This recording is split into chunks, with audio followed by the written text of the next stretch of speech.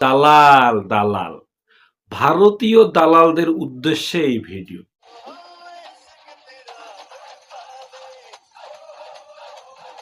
ভাইরে ভাই, এই যে যদি মোস্তাফিজের এই আইপিএল ইস্যু না আসতো, তাহলে আমরা কোনোভাবেই একদম ক্লিয়ার কাট এই বাংলাদেশের মধ্যে বসে থাকা, ক্রিকেটের ভিতরে বসে থাকা ভারতীয় দালালগুলারে খুঁজে পাইতাম না।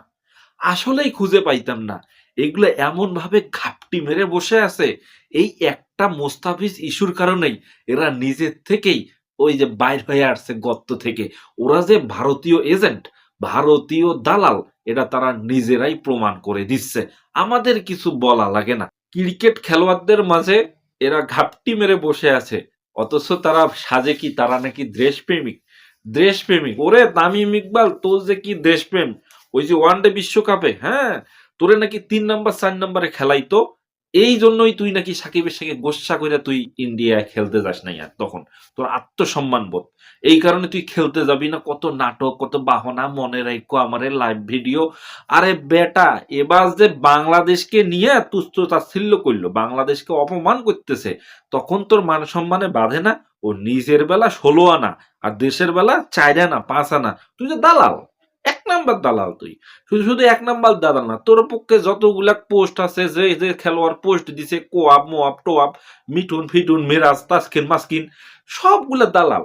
এরা প্রকাশ্য দালাল। এদেরকে দালাল বলবে না তো কি বলবে? এরা এজেন্ট, ভারতীয় এজেন্ট। তোরা এজেন্ট, আমরা প্রকাশ্যে বলি। তোদের বিন্দু মাত্র দেশপ্রেম নাই, তোদের মতো খেলোয়াড় আমাদের দরকার নেই। যা, জাগা, তোরা যা। তোরাই দরকার বলে আইসিসি তে গিয়ে খেলা, আমাদের কোনো প্লেয়ার যাবে না। তোরা তোরা টিম বানাই দিয়ে খেল।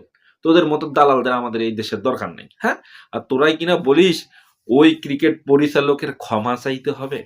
জুতার বাড়ি তোদের! কিসের ক্ষমা চায় বেটা? বেটা তোরাই ক্ষমা চাবি, তোরাই আসে প্রকাশ্যে ক্ষমা চাবি। ওই পরিচালক ক্ষমা চাবে না, তোদের ক্ষমা চাওয়া উচিত। তোরা দেশকে যে পরিমাণ ছোট করছিস বেটা, ছোট লোক বেটারা, সব কটাই ছোট লোক। সবগুলোর ছাঁটাই করা উচিত। সবগুলার বেতন ভাতা যা আছে সব ছাঁটাই করা উচিত, বন্ধ করা উচিত। চাইনাও যেন এরা পায় না, এরা যেন আশেপাশে আসতে পারে না ক্রিকেট বোর্ডের। সবগুলার একদম খেদাই দেওয়া উচিত। বেটারা খাস বাংলাদেশের, টাকা নেস বাংলাদেশের, আর দালালি করিস ইন্ডিয়ার, তাই না? হ্যাঁ, যাবো না ইন্ডিয়া খেলতে, কি হয়েছে? দরকার বলে ক্রিকেট খেলাই বাদ দেবো, সমস্যা কি? দেশ আগে, আগে দেশ, তারপর খেলা। আগে দেশ। দেশকে নিয়ে তোরা যাতা বলবি, দেশকে তোরা ঘৃণা করবি, দেশকে তোরা তুচ্ছ তাচ্ছিল্য করবি, নিরাপত্তা দিতে পারবি না, আর সেখানে গিয়ে আমরা খেলবো না? আমাদের কোনো দাম নাই না? আমাদের প্লেয়াররা যাবে, সাংবাদিক যাবে, দর্শক যাবে, কত কিছু যাবে। ওখানে কি খেলা দেখতে খালি কি প্লেয়ার, খেলতে খেলে শুধু প্লেয়ার যাবে, অন্য কেউ যাবে না? এদের কি নিরাপত্তা নাই? এদের নিরাপত্তা দিতে পারবে? একটা মুস্তাফিজকে তারা নিরাপত্তা দিতে পারে না। আর বেটা আছিস তোরা দালালিগিরি করতে, না? দালাল। ক্ষমা চাইতে হবে পরিচালকের। ক্ষমা তোরাই চা, না হলে জাতির কাছে তোরা ভিলেন হয়ে থাকবি সারা জীবন, দালাল হয়ে থাকবি সারা জীবন। তাই একটা জিনিস খুব ভালো লাগতেছে, ওই যে আগে এশিয়া কাপে দেখতেন না, যে বাংলাদেশ ইন্ডিয়ার সঙ্গে মাত্র 1 রানে 2 রানে হাইরা যায়, আর আমরা তখনই বলতাম, এই দেখ বুঝি আপারে বুঝি মুদি ফোন দিছে। মুদি ফোন দিয়া বলছে, এ ম্যাডাম আপনি আপনার খেলোয়াড়রে ফোন দেন, দিয়া বলেন ম্যাচ যেন হাইরা যায়।